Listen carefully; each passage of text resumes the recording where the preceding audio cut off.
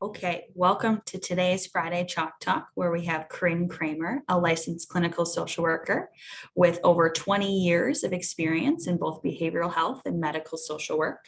She was a palliative care social worker until 2021 when transitioning into the role of a psychotherapist for all diagnoses, trained in EMDR and PTSD and trauma. Her passions include advocating for the oppressed, disabled, and for those who are healing from major trauma. In her free time, she enjoys her high maintenance basset hound named Watson. I love that name. And spending time with her very busy 17-year-old son. So Corinne, thank you for being here. And she will be here to talk about behavioral health and palliative care. So I will hand it over to you, Corinne. Thank you, Desmond. Yeah, so my name is Corinne Kramer, and I'm here today to talk about mood disorders within palliative care. I'm going to just give a brief overview on mood disorders, talk a little bit about diagnostics. Don't want to get too deep into that. And then give an overview on treatment options. After that, I'd like to talk about what mood disorders mean within palliative care. And that might be a good time to, present maybe clients that you've worked with. Please feel free to jump in at any time to ask questions or place them in the message box. So the DSM-5 has two major classifications for mood disorders. They have bipolar and related disorders, and then also depressive disorders. Under bipolar and related disorders,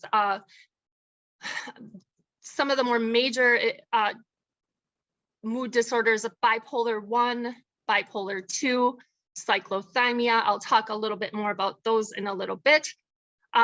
Substance or medication-induced bipolar or related disorders that could be caused by cocaine toxicity or alcohol-induced depression. Bipolar and related disorder due to another medical condition. That could be, a mood set off by hyper or hypothyroidism, among other medical conditions. And then other specific bipolar and related disorders when the criteria doesn't quite fit for the other. Within the depressive disorders, there's disruptive mood dysregulation disorder that's primarily for children. Well, I should say it's exclusively for children. Major depressive disorder, there's single and recurrent episodes. Persistent depressive disorder, formerly called was dysthymia. I think a lot of us, I like the word dysthymia, we still use it. Then premenstrual dysphoric disorder, and again, the substance medication-induced depressive disorder, etc. So the 5 major mood disorders, the ones that we most commonly see and the ones that will most likely impact palliative care is major depressive disorder, dysthymia, which is now called persistent depressive disorder, cyclothymia, bipolar 2 disorder, and bipolar 1 disorder.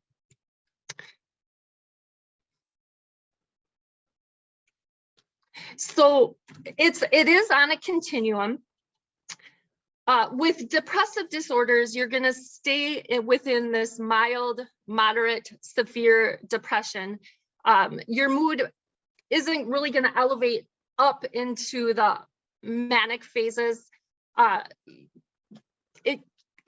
criteria is you have these depressive symptoms for 2 weeks or more. The diagnostics for that is that it's not due to a substance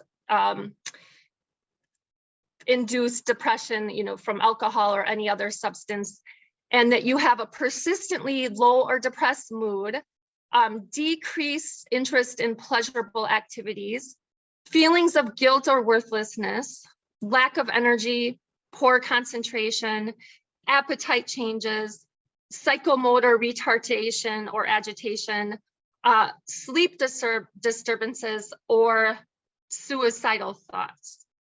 In the manic episode, which is on the other side of this, it's when you have more of an inflated self-esteem or grandiosity, decreased need for sleep, more talkative than usual, pressure to keep talking, flight of ideas, distractibility, more goal-orientated.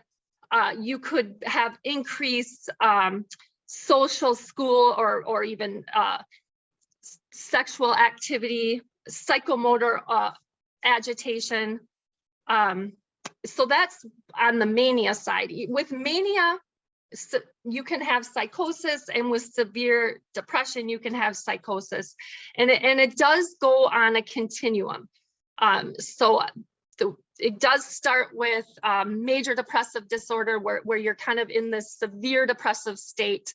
Maybe you can go into the moderate to severe, to dysthymia, where it's the mild depression. This is something persistent over time. This is something, in order to be diagnosed with this, it's over 2 years where you kind of live with this low grade depression. Then there's the middle normal mood, where hopefully most of us exist in this normal area. Sometimes we might jump into the elation, or we maybe will have a little bit of a low mood, but we stay usually in the middle. With cyclothymia, this is probably something that's diagnosed less, but this is something that actually I feel like can really whisper if you have other major things going on, but it can cause distress in people when they can't understand why their moods are they dip into maybe a lower mood, and there's really nothing situational going on, and maybe they'll have a thought that I don't want to live. This is too hard. But then they'll move out of it, and then they can go into a normal mood and back into maybe even that elation for a short while. It's kind of the lesser version of a bipolar disorder. Then you move into the bipolar 2, and that's where you can go into the severe depression or moderate depression, where you really get those depressive states. But then you jump up not quite into the manic, but you get hypomanic. Maybe you have less need for sleep. Maybe you do have a sense of grandiosity. Maybe you go on a big shopping spree, or you think you're more important than you maybe are, and you have maybe thoughts of grandiosity. But it doesn't really cause too much of an impairment. You're still going on with your daily functioning. You're still holding your employment. You're still taking care of your kids. The next, bipolar 1, is more severe. That's when you go from severe depression up to the mania, where mania is obviously more severe than hypomania. And that's where you're going to cause lots of impairment in your daily functioning. Maybe you fly off to Vegas and you mortgage your house and you gamble all your money away, and you maybe have affairs and you lose your spouse, or severe psychosis, where you're feeling like you're the president of the United States and make all kinds of bad decisions. So those are the different major mood disorders and how they move along on this continuum. So what causes mood disorders? Age. People who are elderly are at higher risk of depression. Living alone and having a lack of support feeds into it. Certain medications, some drugs such as Accutane and different antiviral drugs can cause depression, cortisols, etc. Also, there's the next screen. Sometimes it's genetic factors. There is some indication, well, quite a bit of indication that this is genetic with bipolar disorder. Usually you'll find that there's a grandmother or your mother or an aunt or someone who has a family history of bipolar or depression. Biological traits, just imbalances in your hormones or your neurotransmitters that kind of affect the way your brain's working.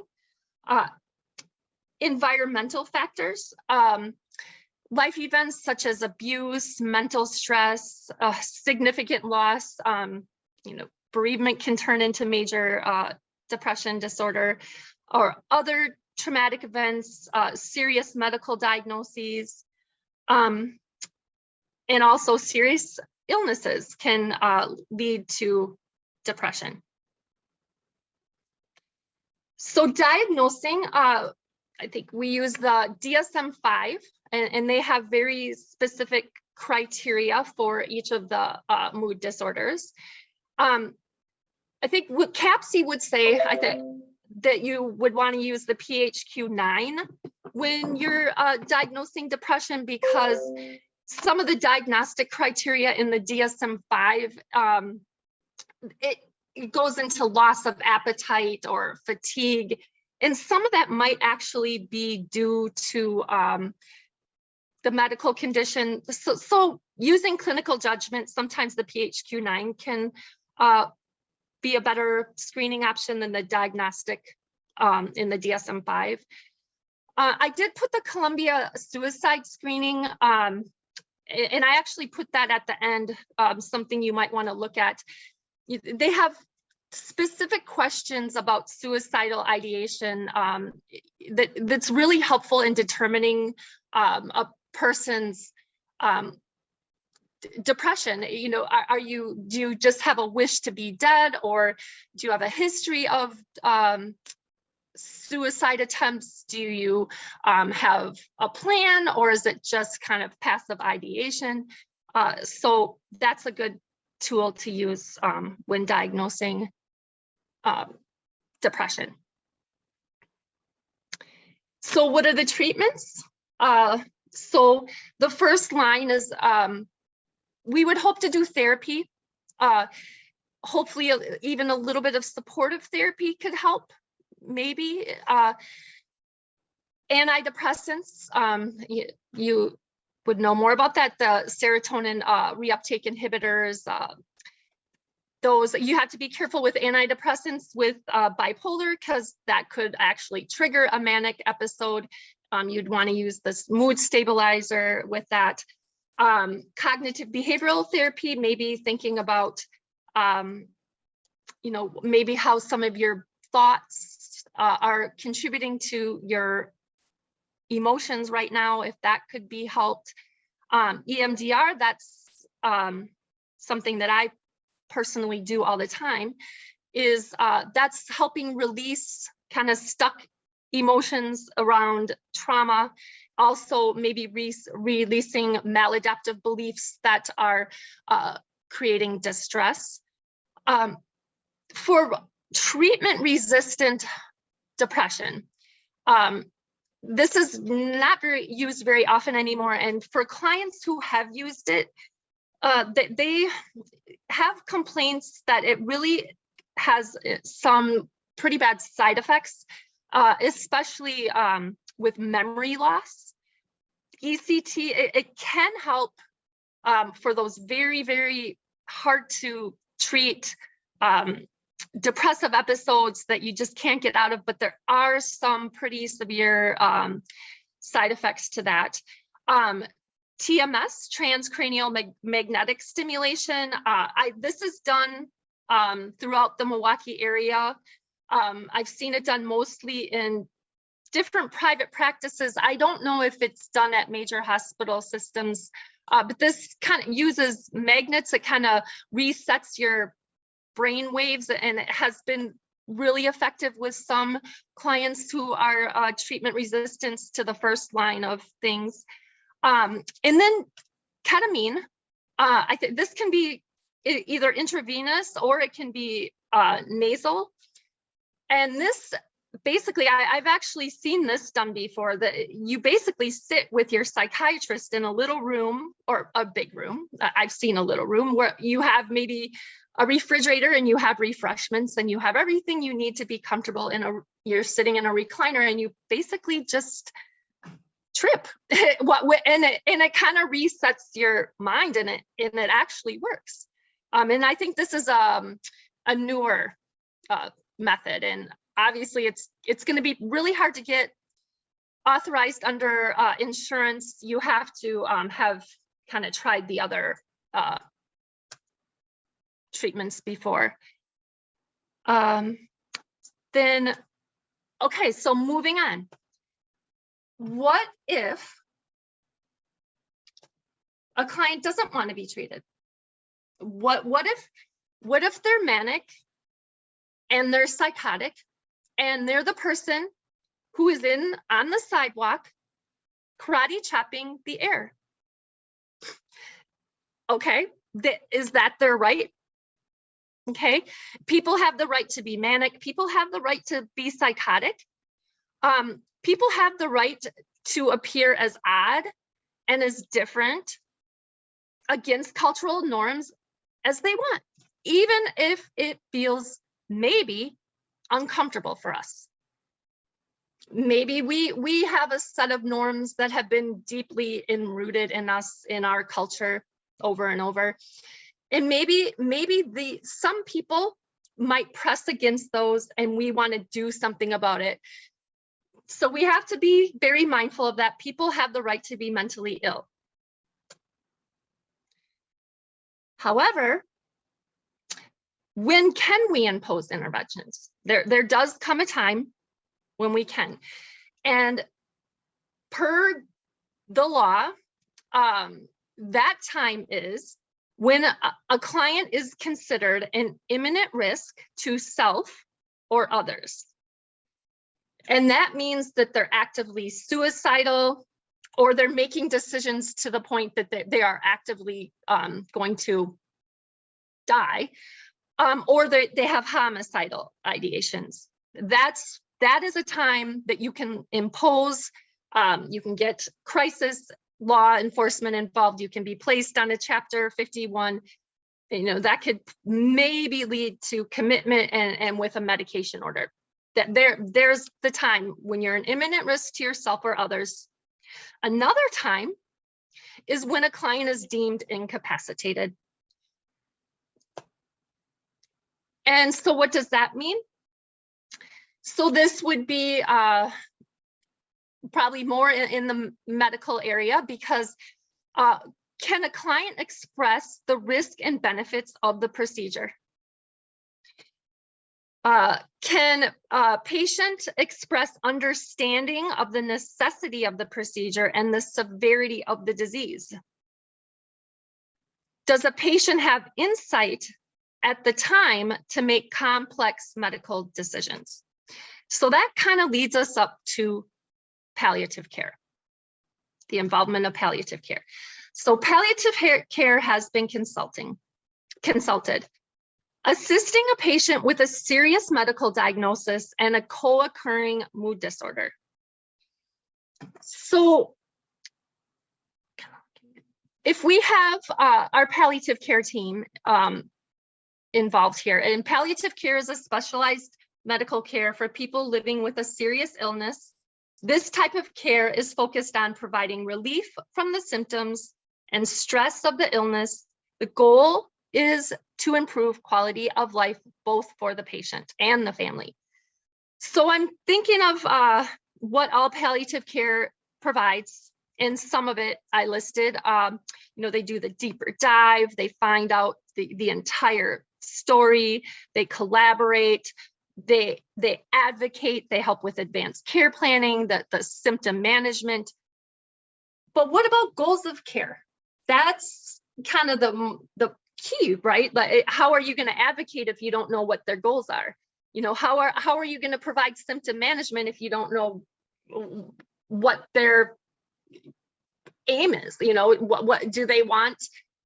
So just going along those lines, how do you help these clients with all your tools if you can't figure out their goal because their mood disorder is affecting the way their thought process, their insight? So goals of care conversations help patients with serious illness clarify what they value most and what they hope to see happen with their medical care. Clinicians can use this information to formulate a plan of care around a patient's values and preferences. Okay, so this is the aim. This is what we want to do. We want to be patient-centered, and we want to see what they want to do and make a plan. But how do we do that when they don't know, because they're psychotic, or they're so deep in a depression that they really can't process information? So this is kind of where I'd like to bring in questions and conversations.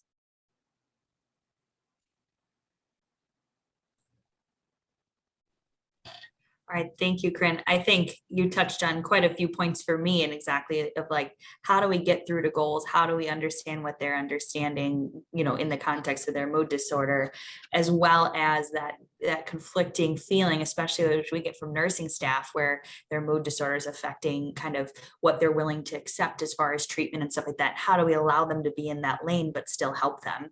I see that those conflict many, many times as well.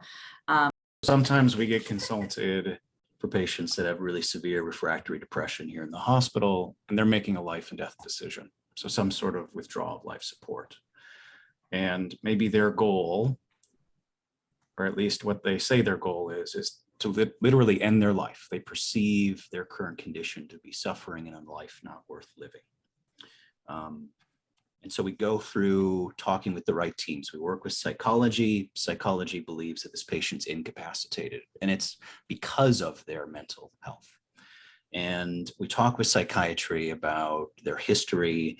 Maybe this psychiatrist knows this patient really well. They've been following them for years. They confirm that this is treatment refractory. They've tried numerous lines of agents. There's been no response. They've even tried ECT. So they're not anticipating anything on the horizon. And so, Corinne, a few questions I'd love to get your thoughts on a case like this. I mean, how would you advise a palliative care team to approach a case like this? How do you think about cases that are treatment refractory? And even in patients who are incapacitated, they still get a chance to perceive suffering. And I worry about cases like this where there may not be a chance to change that perception. And shouldn't that still count for something, even if somebody's incapacitated in this new psychotic or warped state? If that's going to be their forever baseline, if that's going to be what they must endure, shouldn't that still count towards consideration of their quality of life? Well, I would wonder, what would their decision be if their depression was treated?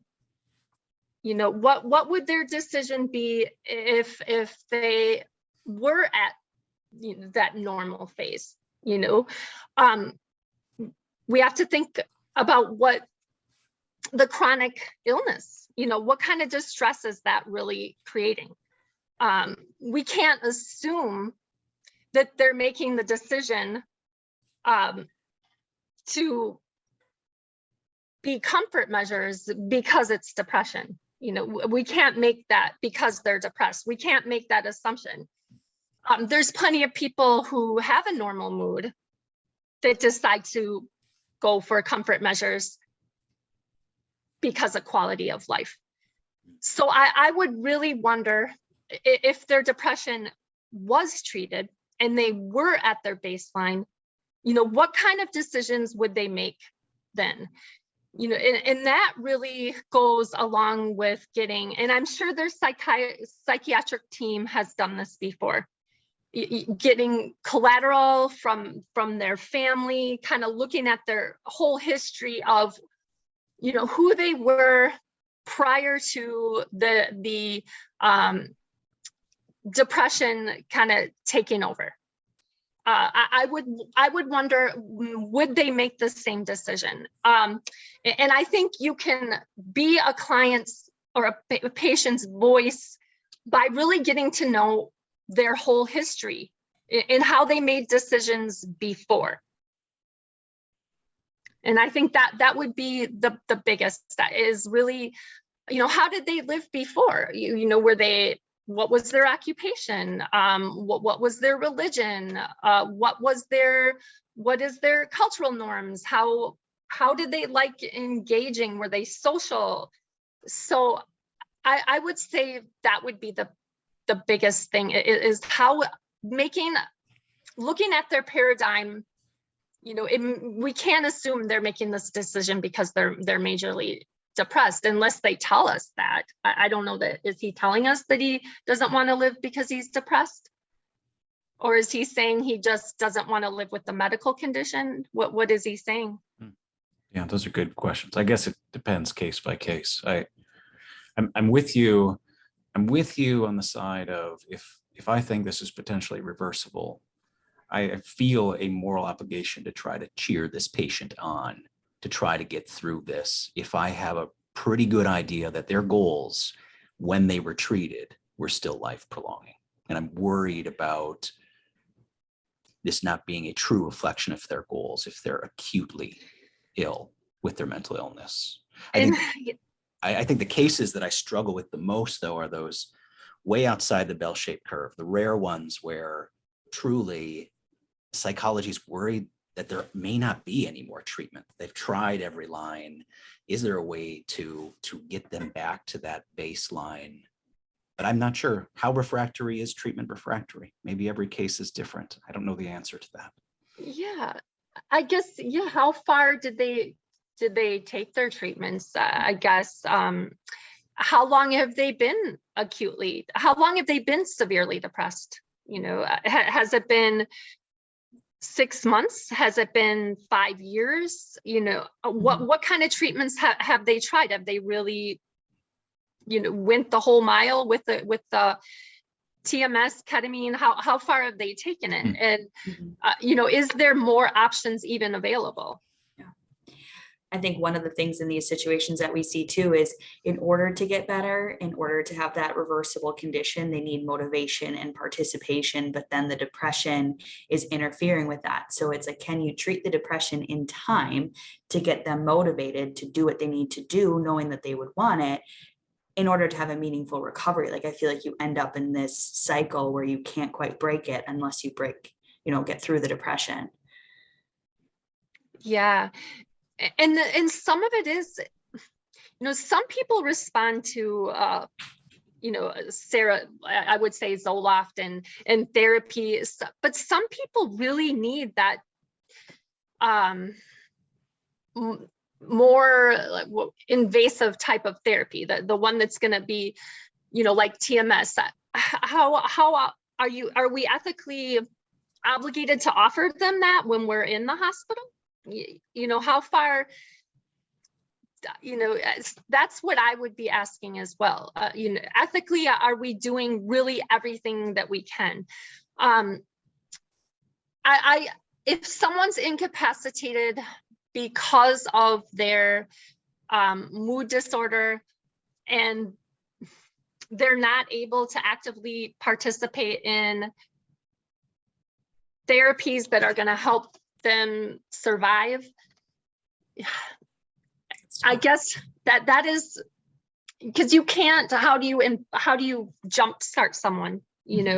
How do you really, I guess that's when you take it case by case, and you you get as much team effort, and that includes the family, that includes the whoever their spiritual care team is, and you try to hit every piece of the puzzle that you can. Ultimately, we're humans, they're a human. You know, we do our extreme, we do everything we can. Ethics committee, multidisciplinary, that's the best we can do, is everything is our very, very best. That would be the only, I don't think I have a better answer than that. Yeah. I don't. Yeah, and that's kind of what came up in the chat too, is usually ethics and put all the minds together and how do we best help, and as a team, you know, I think that's all you can do on a case-by-case basis, right? Mm-hmm. So it looks like we have one more question that was kind of more, how do you work with patients who are depressed, but they also have a strong faith? So they often don't believe that they have mental health issues because they think that they could have prayed more or that there could have been a miracle. So kind of any recommendations to help with these patients or help them open up to behavioral health supports in addition to their faith, maybe? I think a lot of times faith, you know, that God, whoever that might be, or whatever, that it works through people. You know, I think God, most religions would say that spirituality and God, it works through people. And I would just encourage them to recognize that. Yeah. That's a good point. Very good point. Jen put one more comment. Yeah, I wish there was a clear answer, right? There's a lot of components that add to it for sure. But thank you so much, Corinne, for your presentation and for this information and for the discussion after. It was very, very helpful. So thank you, and thank you all for joining us.